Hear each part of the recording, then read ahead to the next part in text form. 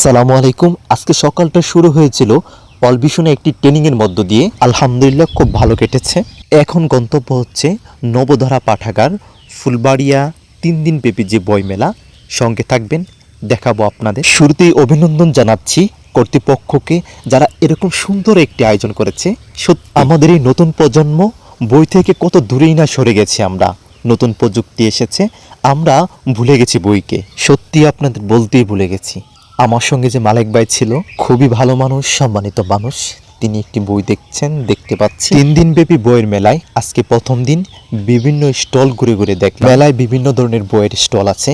এক কোণারে দেখতে পাচ্ছি এক ভাই বলতেছে, ভাই একটু শুনবেন? বললাম হ্যাঁ অবশ্যই, কেন নয়, একটু বলুন শুনি। বসে শুনলাম রোজ গোল্ডেন তাদের কোম্পানির পক্ষ থেকে কোম্পানি প্রচার করার জন্য তারা বিভিন্ন উদ্যোগ গ্রহণ করেছে। মানুষের কাছে পণ্যটা পৌঁছে দেওয়ার জন্য তারা একটি লটারির ব্যবস্থা করেছে, যাতে মানুষ আকৃষ্ট হয়। লটারিতে আমি অংশগ্রহণ করলাম। আপনারা জানেন বই আমার খুব প্রিয়, বিশেষ করে কবিতার বই। তাই কবিতার বই খোঁজার জন্য বিভিন্ন স্টল ঘুরলাম, কিন্তু সেই কাঙ্ক্ষিত কবিতার বই আমার আর মিলল না। স্বপ্ন ছিল নবধারা পাঠাগার থেকে একটি কবিতার বই কিনবো, কিন্তু সেই স্বপ্ন আমার স্বপ্ন থেকেই গেল। কবিতার বই আর কপালে জুটল না। তবে বিভিন্ন বই আছে, খুব সুন্দর বই। দেখুন, কবিতার বই খুঁজতে খুঁজতে একটি বই চোখে পড়ল, জুলাই।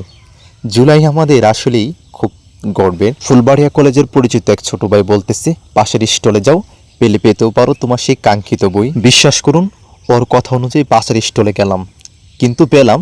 এক ভাই আমাকে বলল, হ্যাঁ বই পেয়েছি মির্জা গালিবের, কিন্তু সেই কবিতার বই আর আমি পাইনি। বর্তমান সময়ে মির্জা গালিবের প্রত্যেকটি কথা জনপ্রিয়তার তুঙ্গে। এর মতো আমার গল্প খুব অল্প সময়ের মধ্যে এটি টানবো। আপনারা যেখান থেকে দেখছেন, ভিডিওটা যদি ভালো লেগে থাকে অবশ্যই একটি লাইক করবেন, একটি শেয়ার করবেন। ধন্যবাদ। দেখা হবে অন্য কোনো একটি ভিডিওতে। ভালো থাকবেন। আল্লাহ হাফেজ।